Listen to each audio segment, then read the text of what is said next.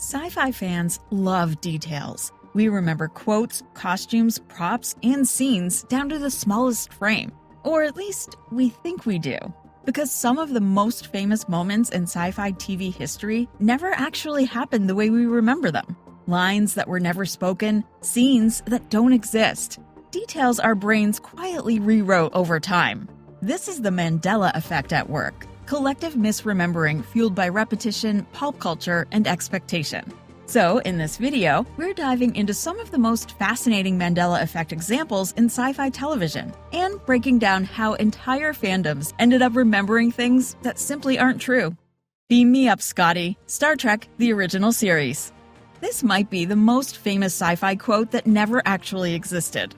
Beam me up, Scotty feels so deeply embedded in pop culture that it's shocking to learn Captain Kirk never says it in Star Trek the original series. Not once.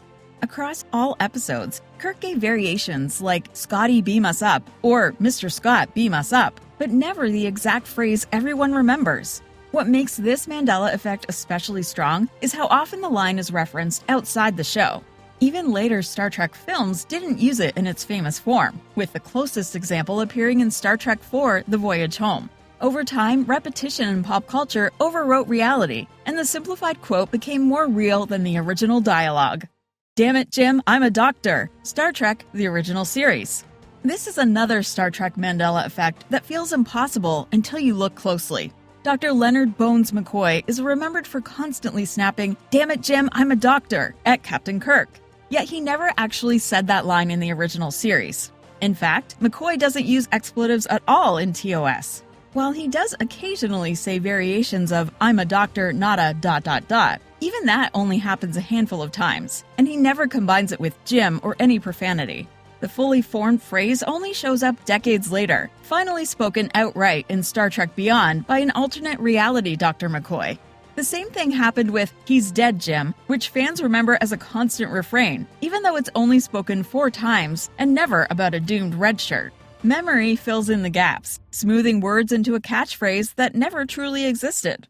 Captain Picard's crystal, Star Trek: The Next Generation.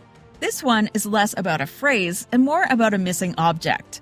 In Star Trek: The Next Generation, Captain Jean-Luc Picard keeps a small crystal on his ready room desk and occasionally fidgets with it while thinking. It appears in roughly 7 episodes, which might not sound like much, but it's still surprising how completely it vanished from collective memory.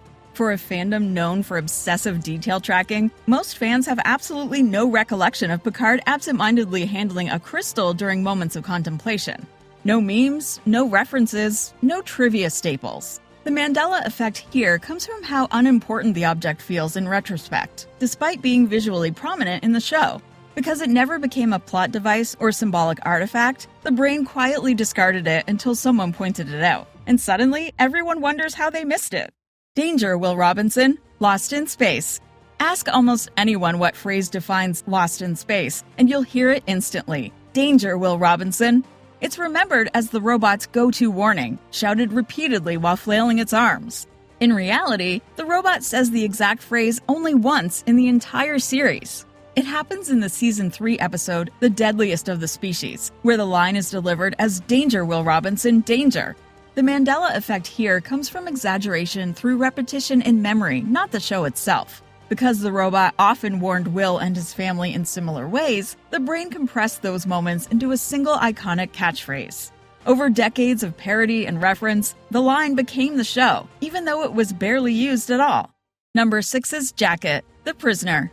For many viewers, Number 6's blazer in The Prisoner is jet black with crisp white trim. So iconic that even The Simpsons copied it that way. But here's the twist. The jacket isn't black at all. According to production records and fan research, it's actually a dark brown with tan trim. Lighting, film stock, and decades of low-contrast TV broadcasts made it appear black on screen, and over time that appearance became accepted fact. The Mandela Effect here isn't about faulty memory so much as visual interpretation being flattened into certainty. When fans picture the character, they don't remember the costume, they remember how it felt. And black simply feels more striking, more symbolic, and more correct than the truth. Black Ranger's missing finger, Mighty Morphin Power Rangers. Many fans are shocked to learn that Walter Emmanuel Jones, who played Zack Taylor in the original Power Rangers series, is missing the middle finger on his left hand. He lost it in a childhood accident, and while the Power Rangers production team often worked around it, the missing digit is visible in some scenes. Yet almost no one remembers noticing it growing up. The Mandela Effect here comes from expectation. Viewers assume superhero actors look complete, and the show never calls attention to it. Interestingly, the Black Ranger gloves always showed 5 fingers, creating a subtle disconnect between suit and civilian form. The brain fills in what it expects to see, not what's actually there, until someone points it out and the illusion collapses. Robin's cape. Batman. Ask people what color Robin's cape is in the 1960s Batman series, and many will confidently say red like Superman's or black like Batman's. In reality, Burt Ward's Robin wore a bright, unmistakably yellow cape.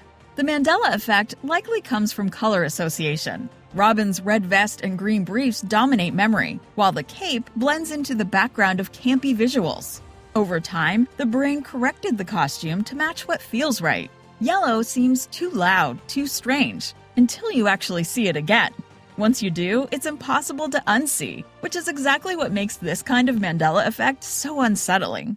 Superman ducking from a gun. Adventures of Superman. Many people swear that whenever criminals shot at the Man of Steel in Adventures of Superman, they eventually threw the gun at him and he ducked away from it. It's remembered as a recurring gag. In reality, it happened only once on the show, in the episode The Mind Machine. After bullets bounce harmlessly off Superman's chest, a criminal hurls the empty revolver and George Reeves instinctively ducks. That's it. In later episodes, Superman doesn't duck when a gun is thrown at him. The Mandela Effect likely comes from the absurd logic of the moment. It was so ironic and memorable that viewers mentally promoted it into a pattern. One moment becomes a rule that never actually existed. Jonathan taking photos of Nancy. Stranger Things. Many viewers distinctly remember Jonathan photographing Nancy undressing in Stranger Things Season 1, Episode 2. But the scene doesn't actually exist. What actually happened is subtler. Jonathan stumbled upon Steve's party, took some photos, noticed Nancy changing through the window, and lowered his camera. Later, a photo of Nancy's bare back does appear, but the show never showed Jonathan taking it. That missing moment got filled in by assumption. Because the reveal had consequences, Steve smashing Jonathan's camera, viewers mentally created a scene that explains it. The Mandela Effect forms in the gap between implication and depiction, where the brain supplies what must have happened, even when it didn't. Madeline Stillwell breastfeeding Homelander. The Boys. And lastly, we have what might be the strangest Mandela Effect in modern TV. Many fans insist they remember Madeline Stillwell breastfeeding Homelander in The Boys Season 1. Yet, it never happens. What does happen is a deeply uncomfortable scene where Homelander lies with his head in her lap while she feeds him milk from her fingers. That scene is disturbing enough that memory escalated it into something extreme. But the reality is that the show never went that far. That is, until Season 4, when Homelander did get breastfed by Firecracker. The Mandela Effect here shows how shock, discomfort, and taboo can blur details, causing fans to remember something that feels emotionally accurate, even if it's factually wrong. So these are some of the strangest Mandela Effect moments in sci-fi TV. Scenes, quotes, and details that entire fandoms remember, even though they never quite happened that way. If there are any others that still mess with your memory, feel free to drop them in the comments. If you enjoyed this deep dive, a like always helps.